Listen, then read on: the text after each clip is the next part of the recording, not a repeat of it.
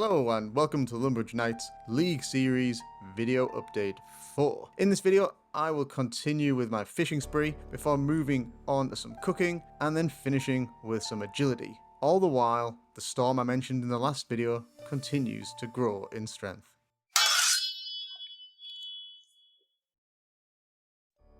Okay, so this update's going to continue where the last one left off. I'm still fishing, but I decided to unlock a couple of skills while I was doing this. I started this with mining and with smithing, purely because I'd unlocked crafting quite a while back, and yeah, not really used it, and I really wanted to craft jewelry, so I really needed to unlock mining and smithing, because there's no point like trying to mine stuff, and obviously you can't mine gold without 40 anyway.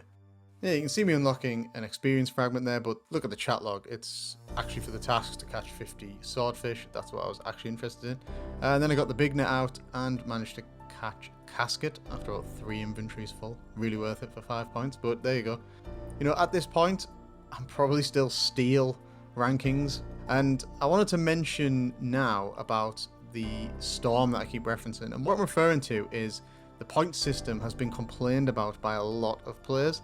And Jagex now have decided that they're going to change it and reimburse points. So what that looks like, we'll find out in later videos. So keep watching to see how that turns out. After doing a fair amount of fishing, I got bored and decided to hit some cooking tasks.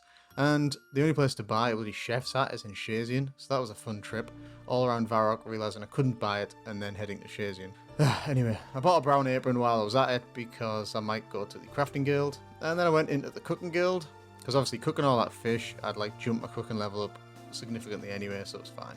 I then decided to do the 100 jugs of wine, and the only way you can really do this is to world hop. So this was fun, hopping to 100 different worlds to steal the grapes before other people in the leagues doing the same thing stole it. That kept me busy for probably the best part of an hour, maybe it's a waste of time, but anyway, I eventually got the grapes and managed to ferment it into wine, as you can see by the lovely animation there and my lovely chef's hat. And finally, boom, I managed to ferment 100 jugs for 25 points. Following this, I went back to Hosidius and started working on the favour. Again, I was just digging phosphorus to make compost. I was trying to get to above 45% favour so I could go to the mess hall. I started with the pizzas because when I came to the mess hall, getting the stew over 30% and hand it in was near impossible. The pizza was fine because it's got a much higher cooking level, so people obviously didn't have the cooking level to do that. But getting the stew was a nightmare. It honestly took me bloody ages. Finally, however, I managed to find a world where the stew was over 30% in demand, and simultaneously, that got me friend of House Hosidius, so up to 100% favour in Hosidius, and yeah, served 20 stews. As I had enough favour, you only need 75 and the right woodcutting level, 60 I believe. You can enter the Woodcutting Guild, so I did that, and I bought myself a rune axe and equipped it for another easy task. Sorry, I mean I would have equipped it if my attack level wasn't level 1. What I actually did was cut some U-logs with a rune axe, and that's another 25 points. Then I realised I hadn't been using my fragments very effectively, so I respec'd them out for woodcutting based fragments, so slash and burn, home wrecker, very useful, hot on the trail, etc. This was to get greedy gatherer. You can see this, the symbol there is greedy gatherer, so you cut more logs. I then burnt 100 U-logs. I didn't actually cut them all, I had 80 or 90 from Wintertodt already, so I just burnt those logs for the quest. I then finally decided to unlock attack. This was a tough call. You can see me flicking between the two. Do I? Don't I? Do I? Yes, do it. Just unlock bloody attack, you're well overdue. And then I decided to unlock agility as well, since I had the points. I think this was around the point when I realised that there is more than enough Sage Renown points to unlock pretty much everything.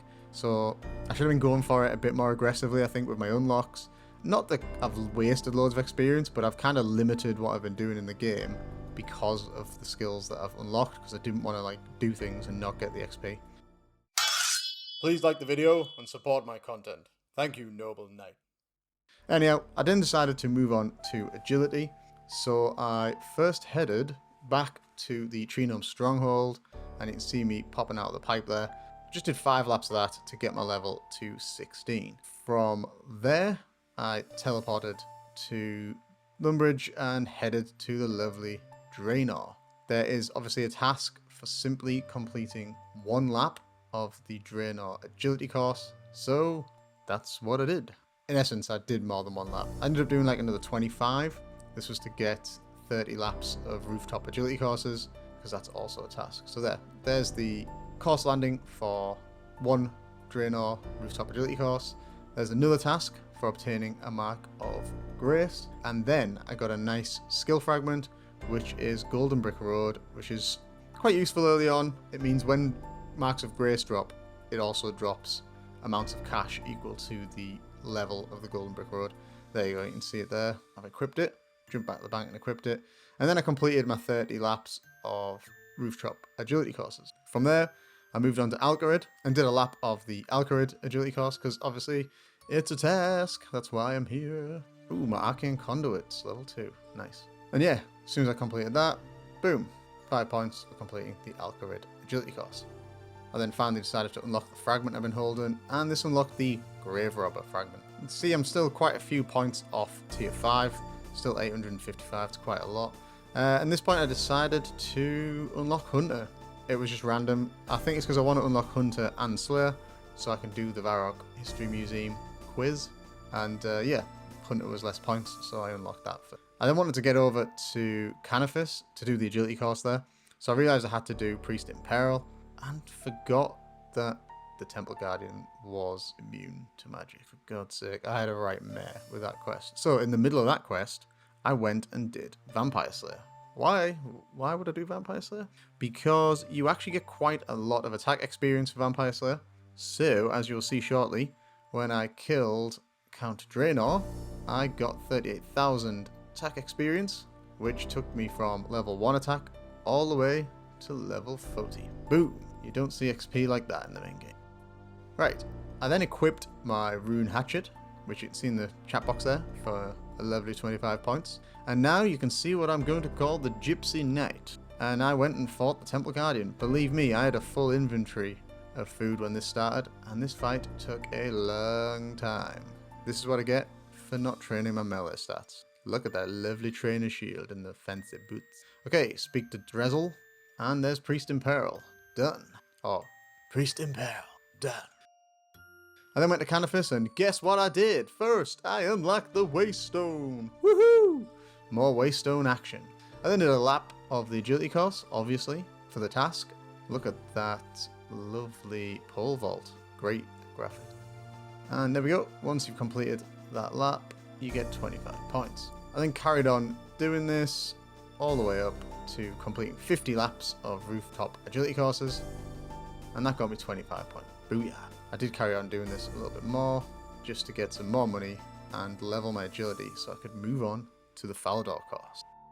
Again, for completing 1 lap of the course, it's another medium task, so you get another 25 points for just doing 1 lap of the course. It's not a very good course, the Falador one. It's quite click intensive, it's a bit clunky, and everything looks the same, so it's hard to find where you're supposed to click. So anyway, did that, and boom, another 25 points.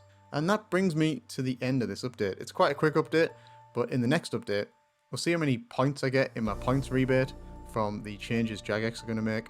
That wraps up this video, guys. So this is the Lumbridge Knight saying peace out.